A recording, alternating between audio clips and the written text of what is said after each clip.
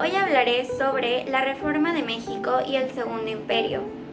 Les pretendo contar sobre los sucesos sociales y políticos que se dieron en la segunda mitad del siglo XIX, entre 1858 y 1867. También hablaré de los choques internos y de la intromisión extranjera durante la formación y consolidación de México. La Guerra de Reforma fue un acontecimiento muy importante para la historia de México, que se da durante la segunda mitad del siglo XIX. Esta surge porque se aprueba la Constitución de 1857 que proponía leyes liberales como la separación de la Iglesia con la política, lo cual a los conservadores no les gustó para nada. A partir de la segunda intervención francesa, Maximiliano Habsburgo decidió llamar al estado que gobernaba como el Segundo Imperio, en el cual promovió una gran cantidad de trabajo legislativo, el que rara vez se cumplió debido a la guerra y a la oposición conservadora, y también a la corta duración. Debemos encontrar la raíz de la Guerra de las Reformas en la intervención estadounidense en 1846. Cuando el ejército estadounidense derrota a los mexicanos en una serie de batallas decisivas, México queda muy tenso por la pérdida de los territorios del norte, mayormente políticamente.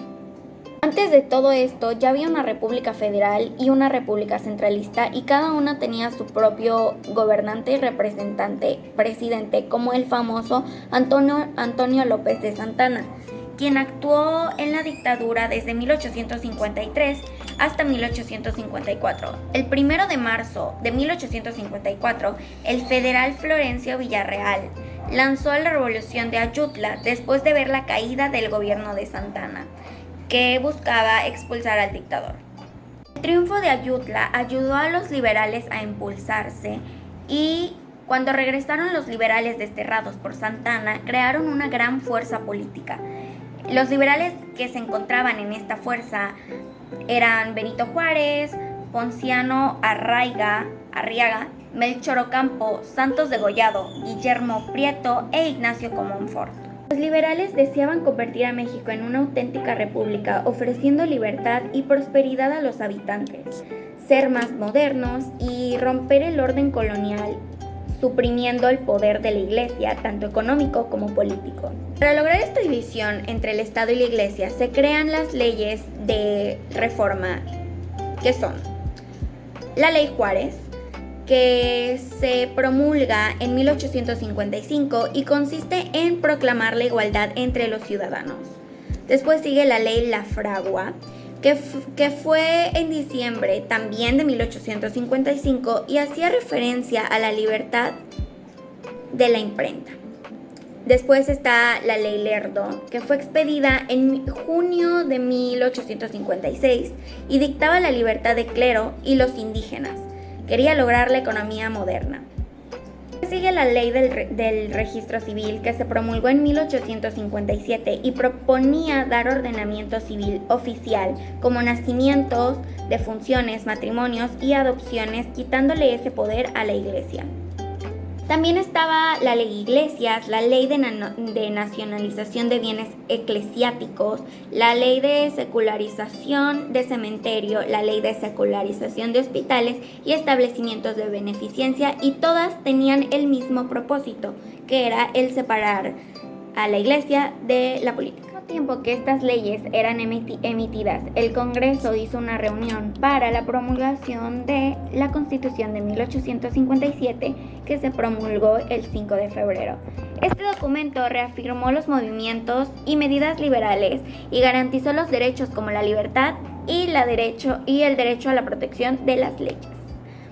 Ante esta ley, los conservadores no se mostraron nada contentos y respondieron con un gobierno paralelo, que así se inició la guerra, porque al ser promulgada aquella constitución significó muchas pérdidas y afectó a muchas personas, tanto a los intereses de la Iglesia como también a las comunidades indígenas. Así, la Guerra de Reforma inicia con la Batalla de Celaya en 1858 y acabó con la Batalla de Calpulalpan en diciembre de 1860, saliendo los liberales victoriosos entrando a la Ciudad de México en enero de 1861.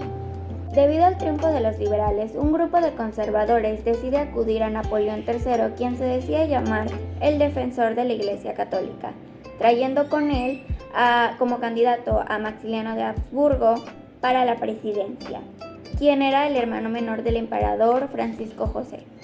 Los liberales se rehusaron a saldar las deudas que tenía el Estado con Francia, por lo que ocurrió la segunda invasión, y debido a esta, Juárez decidió irse a San Luis Potosí, instalando ahí un gobierno republicano, y así, en 1864, Maximiliano tomara la corona formalmente. Su primera acción fue reorganizar la Academia de San Carlos, estableció un museo de historia natural y arqueología, la Academia Imperial de las Ciencias y la Academia de las Letras. Mostró su apoyo a la ley de reforma del partido o la ley de confiscación de la iglesia del presidente Benito Juárez en 1857. La economía del país estaba muy bien. Maximiliano decretó la religión católica como la oficial, pero conservó algunos principios liberales. El hecho de que Francia se retirara de la nación mexicana y ya no apoyara el liderazgo de Maximiliano contribuyó a la decadencia del Segundo Imperio Mexicano. Por supuesto, esto fue respaldado por Napoleón III a finales de diciembre de 1866.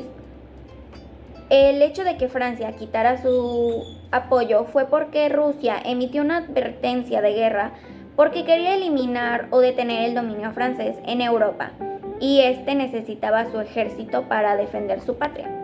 También lo que hizo decaer al Segundo Imperio fue la falta del apoyo católico de los conservadores y de los mismos liberales. Por mi parte es todo, espero haberlos ayudado a entender un poco más de la historia de México, de la Reforma y del Segundo Imperio. Hasta luego.